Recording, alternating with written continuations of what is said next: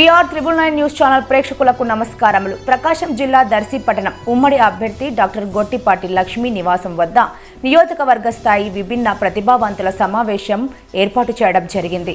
ఈ విభిన్న ప్రతిభావంతుల ఆత్మీయ సమావేశంలో ఉమ్మడి అభ్యర్థి డాక్టర్ గొట్టిపాటి లక్ష్మి మాట్లాడుతూ విభిన్న ప్రతిభావంతుల మాజీ చైర్మన్ గౌరవనీయులు పెద్దలు గోనుగుంట్ల కోటేశ్వరరావు గారికి, ఇతర పెద్దలారా ప్రతిభావంతులారా, నాకు మీ బాధలు తెలుసు, అంగవైకల్యంతో ఉన్న మీరు ఎలా ఇబ్బందులు పడతారో తెలుసు. నేను ఒక డాక్టర్ని, నాకు రోగుల కష్టాలు తెలుసు. అంగవైకల్యంలో ఉన్నవారు ఎలాంటి ఇబ్బందులు ఎదుర్కొంటారో తెలుసు. మానవత్వంతో వారిని ఆదుకోవాలని కరుణ, జాలి, దయ ఈ ప్రభుత్వానికి లేదు. అందుకే చంద్రన్న కావాలి. మళ్ళీ మన చంద్రబాబు నాయుడు ముఖ్యమంత్రి అయితే మనకు వచ్చే ప్రతి పథకం ప్రతి ప్రతిభావంతులకి చేరుతుంది.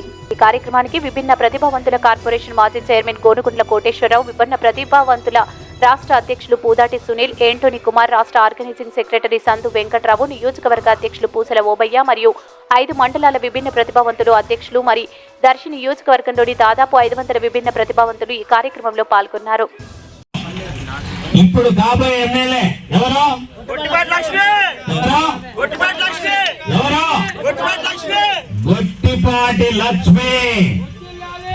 గొట్టిపాటి లక్ష్మి గారు బ్రహ్మాండంగా మీకోసం చూశారు కదా. ఈ రోజున ఇంతమందిని ఇక్కడ పిలిపించేసి మీతో మాట్లాడటానికి లక్ష్మి గారు వస్తారు.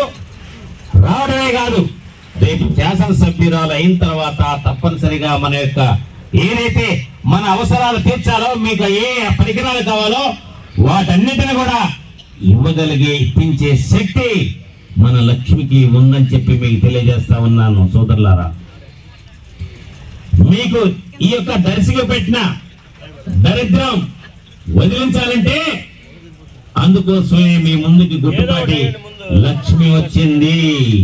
అవునా అవునా లక్ష్మి కదా, దర్శికి లక్ష్మి వచ్చింది. దర్శిలో అనేకమైన ప్రాబ్లమ్స్ ఉన్నాయి. రోడ్లు సరిగా లేవు, పేదవాళ్ళు బాధపడుతున్నారు.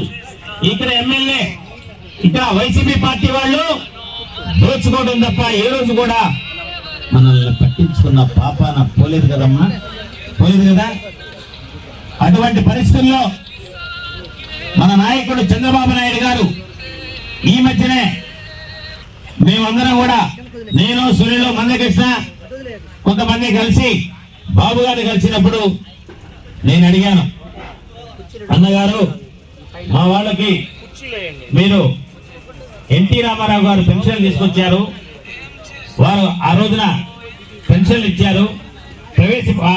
ఎన్టీఆర్ ప్రవేశపెట్టినటువంటి పెన్షన్ని చంద్రబాబు నాయుడు గారు కొనసాగిస్తూ 500 రూపాయలు ఉన్నటువంటి పెన్షన్ ని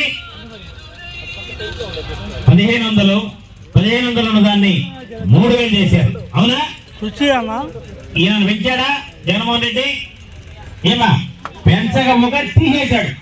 మీకు కరెంటు బిల్లు వస్తుందని, నీకు బండి ఉందని, లేదంటే వివిధ కారణాలు చూపించేసి మీకు కూడా అన్యాయం చేశాడా లేదా?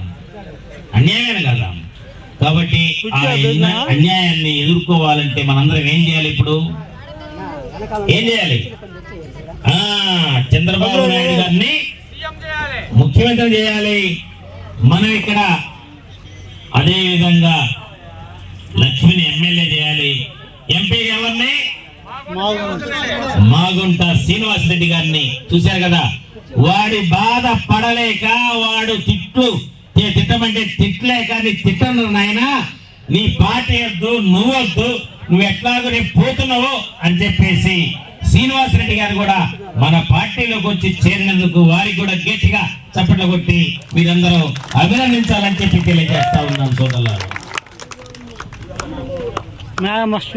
ఈ విధంగా మనందరం మీ అందరి సమస్యలు, ఎందుకంటే ఎక్కువ సమయం కూర్చునే ఓపిక కూడా మీకు లేదు.